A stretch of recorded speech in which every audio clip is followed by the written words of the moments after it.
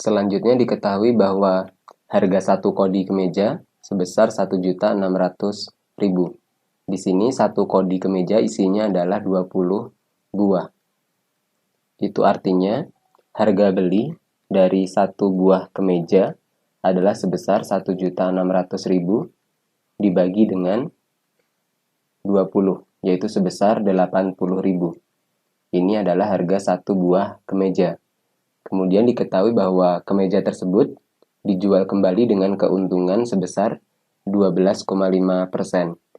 Itu artinya besar keuntungan di sini adalah 12,5% atau per 100 dikalikan dengan harga belinya, yaitu 80.000. Dapat kita coret seperti ini sehingga diperoleh 12,5 dikalikan 800, yaitu 10.000. Sehingga harga jual dari satu buah kemeja adalah harga beli ditambahkan dengan besarnya keuntungan, yaitu 80.000 ditambahkan dengan keuntungan 10.000. Jadi satu kemeja akan dijual seharga 90.000. Jawaban yang benar adalah pilihan yang C. Pada soal selanjutnya diketahui informasi bahwa rumah Adi dan Budi berada pada desa yang berbeda. Kita misalkan di sini adalah rumah Adi dan di sini adalah rumah Budi. Kemudian suatu hari mereka ingin bertemu di sebuah tempat. Kita misalkan tempatnya ada di sini. Di mana Adi berangkat pukul 7, kita tuliskan di sini. Sedangkan Budi berangkat pukul 7.30. Kita tuliskan di sini. Kecepatan Budi adalah 20 km per jam. Kita tuliskan seperti ini. Dan ternyata kecepatan Adi adalah setengah dari kecepatan Budi, yaitu sebesar 10 km per jam. Ternyata keduanya bertemu setelah 60 menit Adi berangkat. Itu artinya karena Adi berangkat pukul 7, mereka akan bertemu di sini pada pukul 8. Sehingga Adi sudah berjalan selama 1 jam dan Budi berjalan selama 30 menit atau setengah jam. Yang ditanyakan adalah jarak rumah mereka berdua.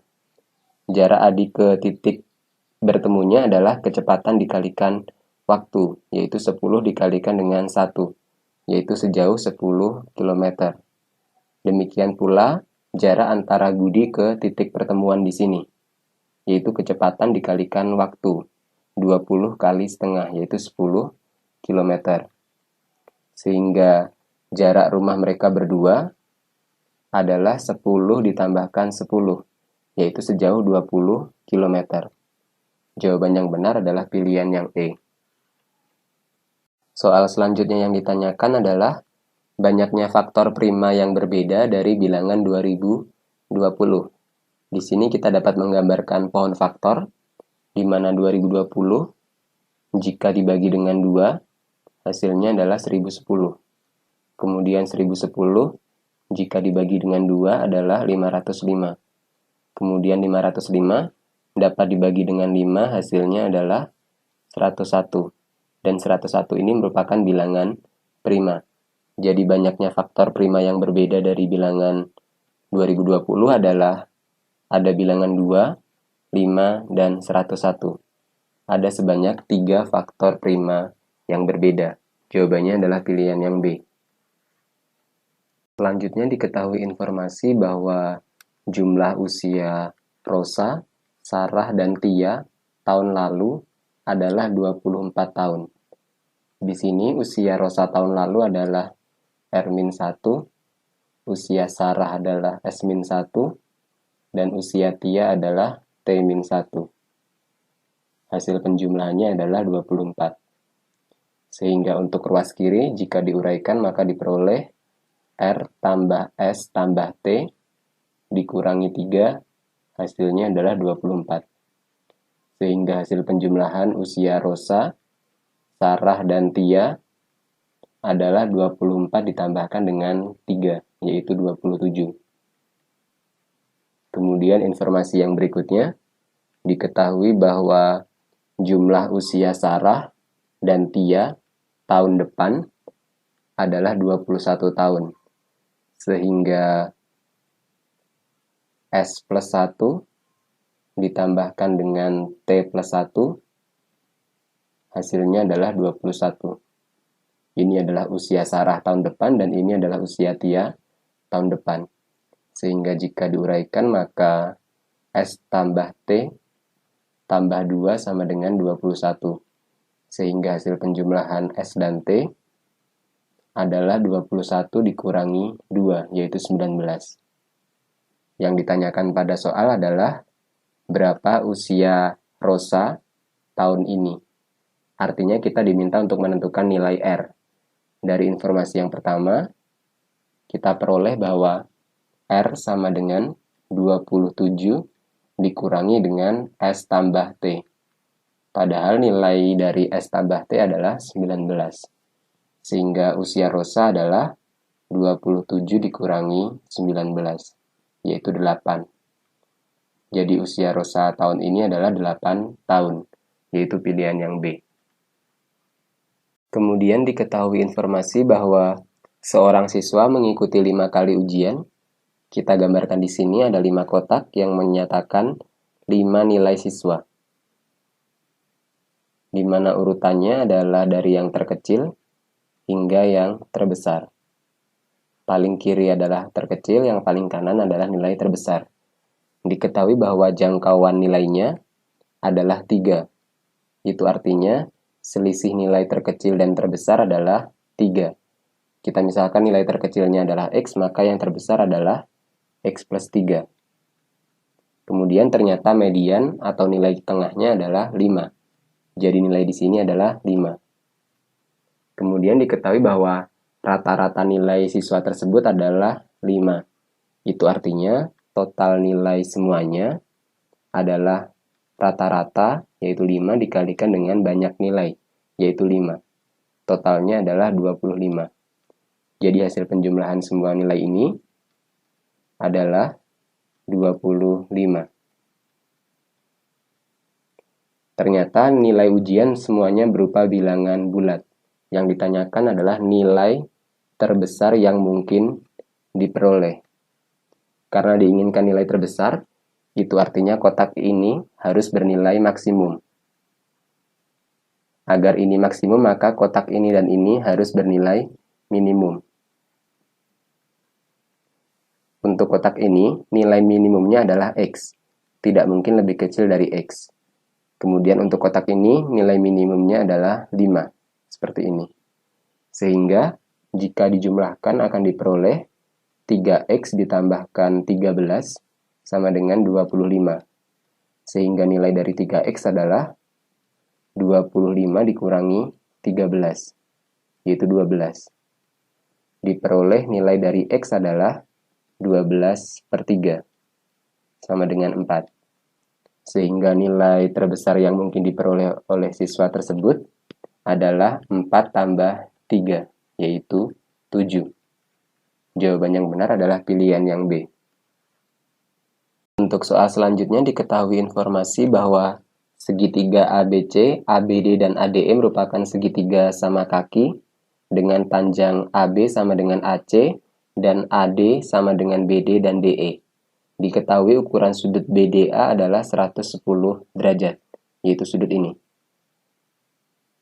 Yang ditanyakan adalah besar sudut CDE. Di sini akan kita uraikan.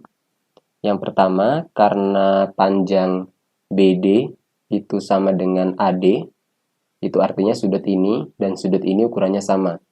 Karena sudah diketahui ukuran sudut di sini adalah 110 derajat, maka ukuran masing-masing di sini adalah 35 derajat. Agar total sudut segitiga ABD adalah 180 derajat. Kemudian karena panjang AB sama dengan AC, yaitu ini, panjang AB ini sama dengan AC, maka ukuran sudut B ini akan sama dengan ukuran sudut C, yaitu 35 derajat. Selanjutnya, karena sudah diketahui ukuran sudut B 35 derajat dan sudut C juga sama, maka ukuran sudut A di sini Seharusnya keseluruhan adalah 110 derajat.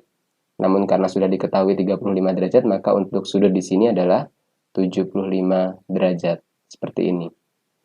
Kemudian karena panjang AD itu sama dengan panjang DE, maka ukuran sudut di sini juga 75 derajat. Sehingga ukuran sudut yang ada di sini adalah sebesar 30 derajat. Dan yang ditanyakan adalah ukuran sudut CDE, yaitu sudut ini. Padahal ini membentuk sudut lurus. Karena sudah diketahui 110 dan 30, maka sudut yang ada di sini adalah 40 derajat. Karena sudut lurus berukuran 180 derajat. Sehingga jawaban yang benar di sini adalah pilihan yang B. Selanjutnya diketahui informasi bahwa sebuah kubus berukuran 4x4x4 dicat berwarna merah, kemudian akan dipotong-potong menjadi kubus kecil berukuran 1x1x1. Kita gambarkan di sini kubusnya. Kurang lebih seperti ini. Kemudian kubus ini akan kita potong-potong. Seperti ini. Kemudian kita lengkapi gambarnya terlebih dahulu.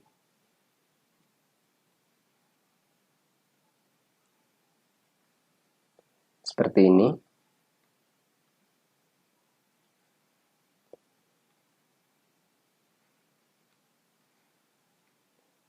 Kemudian yang ditanyakan pada soal adalah perbandingan antara banyaknya kubus yang dua sisinya terkena cat dan banyaknya kubus yang hanya satu sisi saja yang terdapat cat.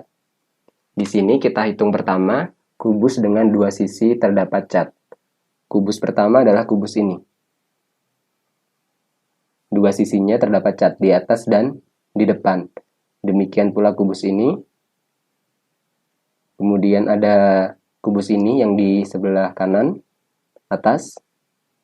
Kemudian di belakang ini juga ada. Seperti ini. Kemudian di kiri juga ada. Selain kubus ini, masih ada kubus yang lain, yaitu kubus ini. Dari depan dan dari kanan terdapat cat. Demikian pula yang di bawahnya.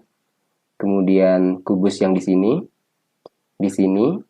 kemudian kubus di sini, dan yang di belakang sana. Kemudian ini juga merupakan kubus dengan dua cat. Selain itu kubus di sini, di kanan bawah, kemudian di belakang bawah juga ada, di kiri bawah juga ada. Jadi total semuanya keseluruhan adalah sebanyak 24 kubus. Sedangkan untuk kubus dengan hanya satu cat saja, kita tandai yang pertama adalah kubus ini. 1, 2, 3, 4. Di depan ada 4, di kanan juga ada 4. Demikian pula di atas juga ada 4. Itu artinya di belakang juga ada 4, di kiri ada 4, dan di bawah juga ada 4. Sehingga total semuanya adalah 4 kali 6, yaitu 24 kubus. Sehingga perbandingan yang benar di sini adalah 24 banding 24, yaitu 1:1. Jawaban yang benar adalah pilihan yang A. Selanjutnya diketahui informasi bahwa sebuah tangki memiliki volume 1200 liter. Akan diisi air menggunakan 2 buah kran. Kita tuliskan di sini, volume tangki adalah 1200 liter. Di mana 2 kran yang digunakan, pertama kran A dengan debit air adalah 20 liter per menit.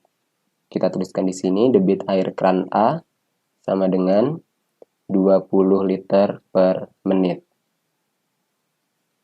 Kemudian untuk kran B, debit airnya adalah 15 liter per menit. Seperti ini.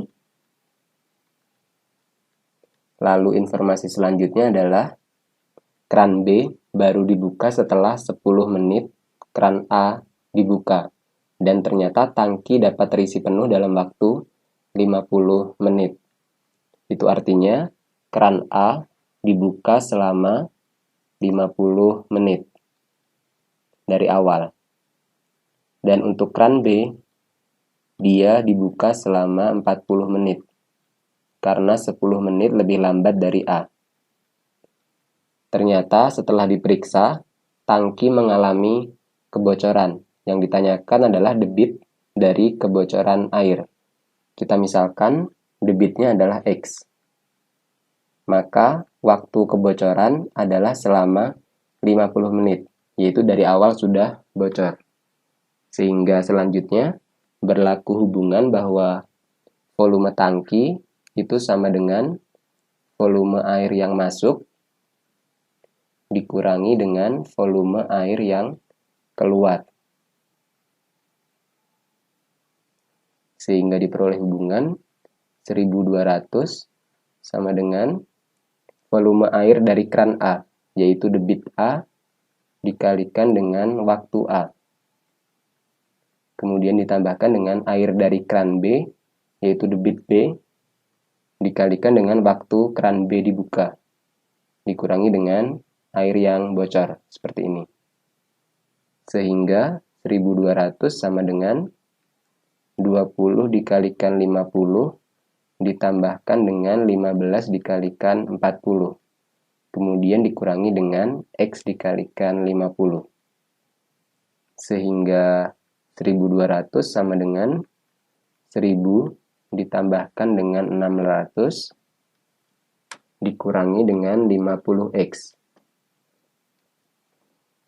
Sehingga nilai dari 50X sama dengan 1600 dikurangi 1200, yaitu 400. Sehingga nilai X di sini adalah 400 per 50, yaitu 8. Sehingga debit air yang mengalami kebocoran adalah 8 liter per menit. Jawaban yang benar adalah pilihan yang E. Pertanyaan selanjutnya adalah, bilangan 100 adalah bilangan yang dapat dinyatakan sebagai hasil penjumlahan dari berapa bilangan berurutan. Di sini jawaban yang benar adalah pilihan yang C, yaitu hasil penjumlahan dari 8 bilangan berurutan. Akan kita tunjukkan, kita misalkan bilangan yang terkecil adalah X.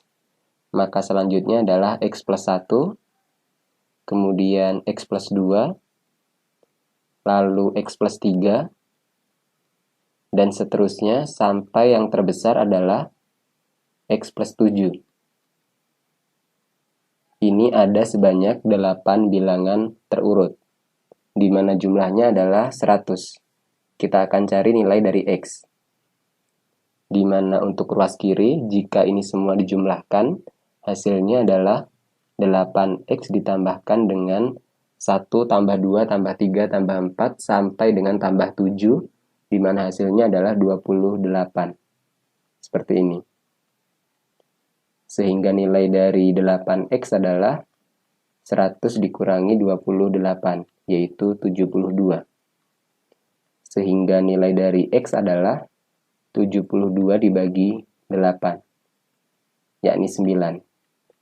Sehingga bilangan 100 merupakan penjumlahan bilangan berurutan dari 9, 10, 11, dan seterusnya, sampai yang paling besar adalah 16. Itu artinya pilihan C merupakan jawaban yang benar, dan yang lain merupakan jawaban yang salah. Kemudian diketahui informasi bahwa bilangan palindrom merupakan bilangan yang jika dibalik, maka akan menghasilkan bilangan yang sama. Contohnya 121 dan 1221. Yang ditanyakan adalah banyaknya bilangan palindrom dengan 3 angka yang habis dibagi oleh 9. Ciri-ciri bilangan yang habis dibagi oleh 9 adalah jumlah angkanya atau penjumlahan digitnya habis dibagi oleh 9. Bilangan yang habis dibagi 9, yang pertama adalah 9, kemudian 18, 27, 36, dan seterusnya. Pertama, kita akan cari bilangan 3 angka di mana jumlah angkanya adalah 9. Yang pertama adalah 171. Kemudian ada 252, kemudian 333, dan yang terakhir adalah 414. Tidak ada yang lain lagi. Kemudian selanjutnya untuk bilangan 3 angka yang jumlah angkanya 18, yang pertama adalah 909, kemudian 828, kemudian 747, kemudian ada 666, kemudian 585, dan tidak ada yang lebih kecil lagi. Lalu yang selanjutnya yang jumlahnya 27, ini hanya ada satu, yaitu 999. Dan untuk 36 ke atas ini tidak ada. Jadi semuanya secara keseluruhan ada sebanyak 10 angka, yaitu ini. 1, 2, 3, 4, 5, 6, 7, 8, 9, 10. Jawaban yang benar adalah pilihan yang E.